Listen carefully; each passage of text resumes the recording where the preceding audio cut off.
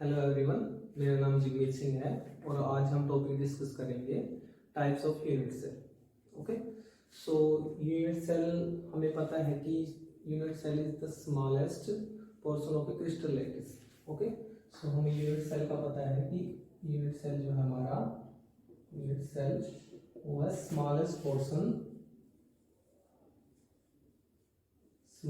Portion of a crystal lattice।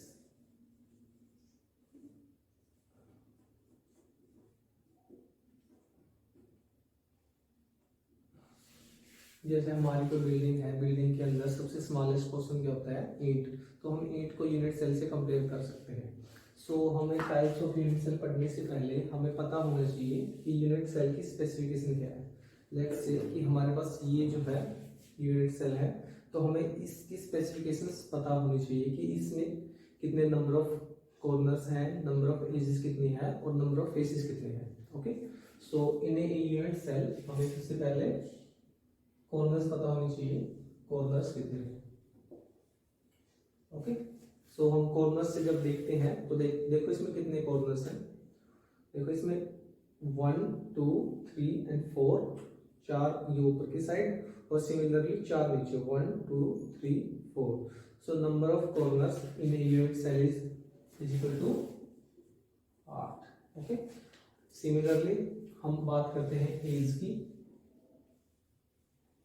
और उसके बाद हम फेसेस की भी बात करेंगे। तो देखो एजेस कितनी है, यूनिट सेल की कितनी एजेस हैं। देखो यूनिट सेल के अंदर हमारे पास कितनी एजेस गिनते हैं हम, 1 2 3 4। नीचे की साइड देखेंगे तो 1 2 3 4 और 4 ये 1 2 3 एंड 4। सो एक यूनिट सेल में नंबर ऑफ एजेस कितनी है? टोटल 12। ओके, तो नंबर ऑफ एजेस हमारे पास है 12। ओके, और इसी के साथ फेस जब हम देखेंगे कितने फेसेस हैं, तो यूनिट सेल के अंदर हमारे पास 6 फेसेस है। वो भी कैसे? एक जो फेस है हमारा ये वाला फेस हो गया फ्रंट फेस, एक बैक वाला, 2 थर्ड हमारा ऊपर वाला फेस, 4th नीचे वाला फेस और 2 साइड वाले फेस, एक इस साइड से और एक इस साइड से। तो नंबर ऑफ फेसेस कितने हैं हमारे पास? टोटल 6। ओके, सो हमें एक यूनिट सेल की बेसिक स्पेसिफिकेशन का पता लग गया है कि उसमें कॉर्नर्स कितने हैं, एज कितने हैं और फेसेस कितने हैं। सो उसके बाद हम देखेंगे किस कितने टाइप के यूनिट सेल्स हैं। So first type of unit cell is equal simple cubic cell, जिसको हम सिंपल क्यूबिक सेल बोलते हैं, क्यूबिक सेल, और इसको हम डिनोट एब्रिविएशन लेते हैं एससीसी से। ओके, सो जो एससीसी होता है उसके अंदर जो लैटिस पॉइंट होते हैं वो हमारे प्रेजेंट होते हैं। लैटिस पॉइंट प्रेजेंट होते हैं कहाँ? At corners only. Okay, so जो सिंपल क्यूबिक सेल होता है उसमें जो लेटिस पॉइंट है वो सिर्फ और सिर्फ कहाँ प्रेजेंट होता है? कॉर्नर पे। सो ये हमारा सिंपल है क्यूबिक सिस्टम, इसमें सिर्फ और सिर्फ कॉर्नर्स पे हमारा लेटिस पॉइंट प्रेजेंट होगा। ओके, सिमिलरली उसके बाद हम देखेंगे सेकंड टाइप है जो हमारा, वो है बॉडी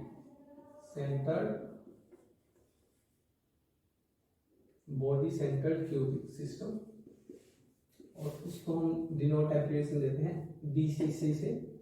और बीसीसी में जो हमारे लेटिस पॉइंट है वो कहाँ होते हैं? वो कॉर्नर पे तो होती ही हैं, उसके साथ साथ प्लस बॉडी सेंटर में भी होते हैं। ओके, सो हम इसको ऐसे डिनोट कर सकते हैं कि जो हमारा यहाँ तो होंगे ही होंगे, इसके साथ साथ जो बॉडी के सेंटर में है ना वहां पे भी होगा। इसको हम ऐसे समझ सकते हैं कि कॉर्नर पे तो हमारे पास लेटिस पॉइंट है, उसके साथ साथ बॉडी के सेंटर में भी एक हमारा लेटिस पॉइंट होगा। उसके बाद जो हमारे नेक्स्ट कैटेगरी है वो है फेस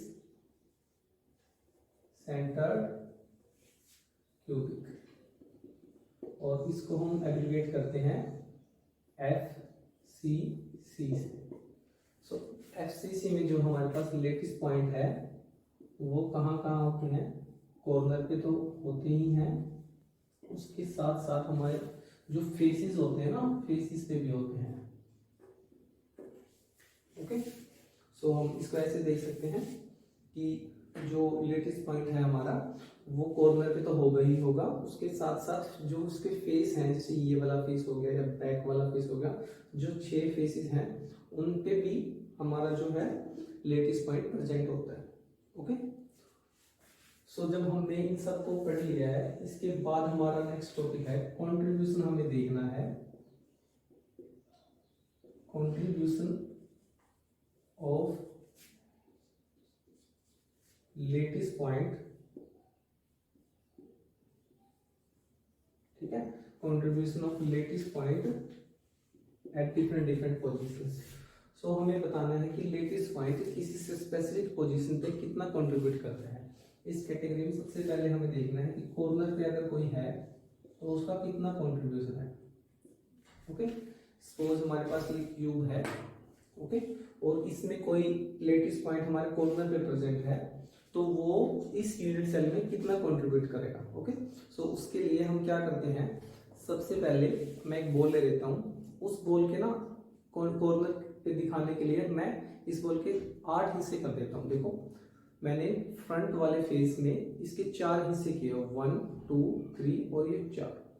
सो जब हम इसको, इस लेटेस्ट पॉइंट को इस यूनिट सेल में रखेंगे तो हम देख सकते हैं, जब मैंने इसको इसके अंदर डाला है, सो इसके सिर्फ 1 पार्ट, जो एक हिस्सा है, देखो 1 part of that ball out of 8 part is in the unit cell. Okay, so इसके जो बाकी के 7 हिस्से हैं, देखो 1 2 3 एंड 4, 4 नीचे हैं और सिमिलरली 4 हिस्से ऊपर हैं। सो सिर्फ इसका 1 पार्ट यूनिट सेल में है, बाकी के 7 हिस्से जो है इस यूनिट सेल से बाहर है। सो यूनिट सेल में किसी लेटेस्ट पॉइंट का उसके कॉर्नर पे कंट्रीब्यूशन कितना हुआ, 1/8। ओके, सो हम इसको करेंगे, कॉर्नर पे इसका कितना हुआ है, 1/8। सिमिलरली उसके बाद कॉर्नर के बाद हम देखते हैं कि एज पे, ओके, कि एज पे कंट्रीब्यूशन कितना है। देखो एज पे कंट्रीब्यूशन दिखाने के लिए मैं क्या करता हूँ कि मेरे पास एक बॉल है, ये देखो मेरे पास ये बॉल है और मुझे इसको एज पे दिखाना है। मान लीजिए इस एज पे दिखा रहा हूँ मैं इस बॉल को, तो ये दिखाएंगे हमने ऐसे दिखा दिया। ओके, ये हो गया एज पे। ओके, सो इसकी क्लैरिटी के लिए मैं इसको 2 भागों में डिवाइड कर लेता हूँ। सो जब मैंने इसको 2 हिस्सों में डिवाइड किया है तो मेरे पास ये ऐसे है, अगर आप देख सको यूनिट सेल ऐसे है। सो मैंने पहले इसको हाफ में डिवाइड कर रखा है और इस हाफ का भी हाफ पार्ट ही सिर्फ यूनिट सेल में है, जो नीचे वाला हाफ पार्ट है वो यूनिट सेल से बाहर है। सो हम कह सकते हैं कि जो एज पे इसका कंट्रीब्यूशन है 1/4 होगा, क्योंकि पहले मेरे पास हाफ है और उसका भी हाफ ही पार्ट यूनिट सेल में है। सो हम बोल सकते हैं कि contribution of lattice point at edge is equal to 4। तीसरा हमारे पास है जो फेस है, हमें फेस पे कंट्रीब्यूशन बताना है कि किसी लेटेस्ट पॉइंट का फेस पे कितना कंट्रीब्यूशन होता है। ओके, सो देखो फेस में हम ऐसे देख लेते हैं क्लैरिटी के लिए। ये मान लीजिए ऊपर वाला फेस है, ये वाला फेस है, तो इस पे जब कोई लेटेस्ट पॉइंट होगा तो वो कैसे होगा, देखो इस पे लेटेस्ट पॉइंट ऐसे होगा ऊपर और ये नीचे। ओके, अगर आपको दिख रहा है क्लैरिटी, तो देखो ऊपर वाला जो लेटेस्ट पॉइंट का हिस्सा है वो तो बाहर है यूनिट सेल से। सो द नीचे वाला पार्ट जो है वो सिर्फ लेटेस्ट पॉइंट के अंदर है। सो हम कह सकते हैं कि इस की लेटेस्ट पॉइंट का जो कंट्रीब्यूशन है वो फेस पे कितना होगा, हाफ, क्योंकि हाफ पार्ट तो जो वो यूनिट सेल से बाहर है। Okay, so in that case the contribution of a lattice point at face is equal to half. Okay, and last जो है हम एक बॉडी सेंटर का भी देख लेते हैं, बॉडी सेंटर पे जो कंट्रीब्यूशन है वो कितना होगा।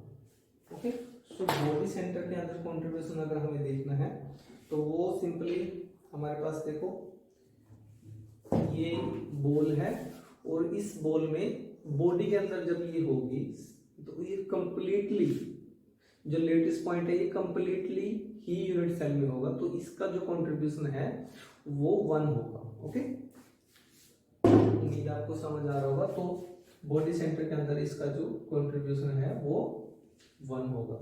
इसको देखो दोबारा से देख लेते हैं। कॉर्नर पे जो है कंट्रीब्यूशन 1/8, एजेस पे 1/4, फेसेस पे 1/2 और बॉडी सेंटर पे 1। सो जब हम इनका कंट्रीब्यूशन देख चुके हैं लेटेस्ट पॉइंट का इन पॉइंट्स पे, उसके बाद इसके बाद हम नंबर ऑफ एटम्स निकालते हैं कि किसी भी एससीसी, बीसीसी या एफसीसी में नंबर ऑफ एटम्स कितने होंगे। ओके, तो देखो अब number of atoms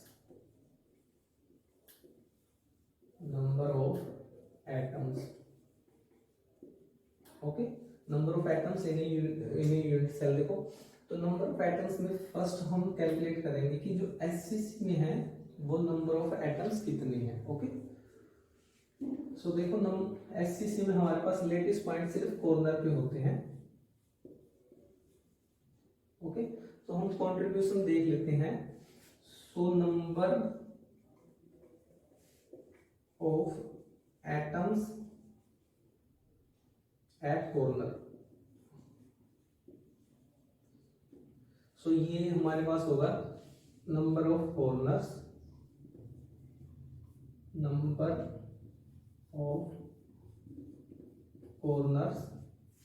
multiplied by contribution of latest point at corner। Okay, so हमने सिंपली क्या किया है कि number of atoms at corners, corner पे कितने नंबर ऑफ एटम्स हैं तो उनको हम क्या करेंगे, नंबर ऑफ कॉर्नर्स देख लेंगे और किसी भी लेटेस्ट पॉइंट का कॉर्नर पे कितना कंट्रीब्यूशन है उससे मल्टीप्लाई कर देंगे।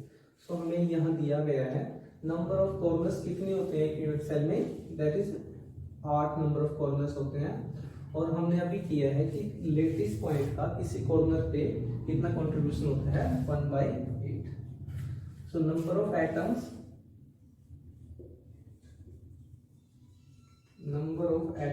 एट कॉर्नर हो गए हैं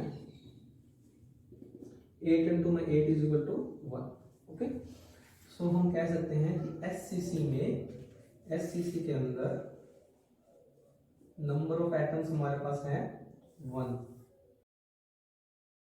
after SCC we will discuss the number of atoms in a BCC. BCC, the lattice points are present at corner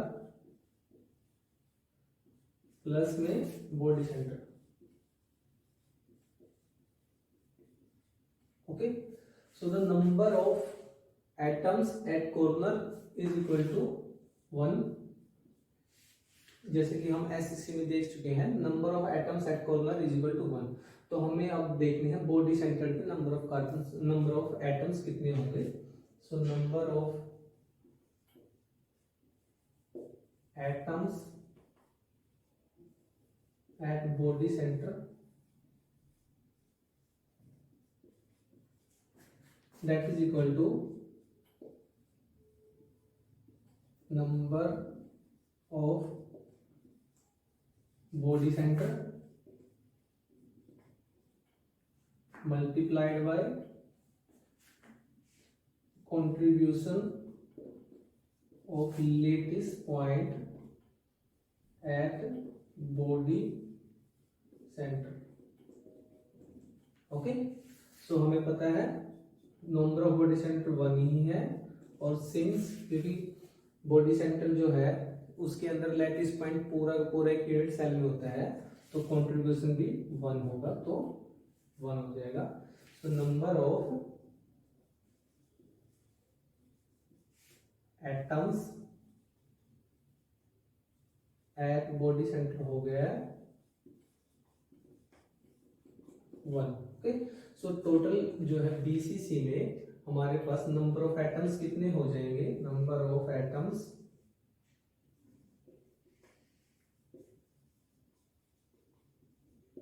in BCC is equal to 1 at corner, 1 at body center is equal to 2.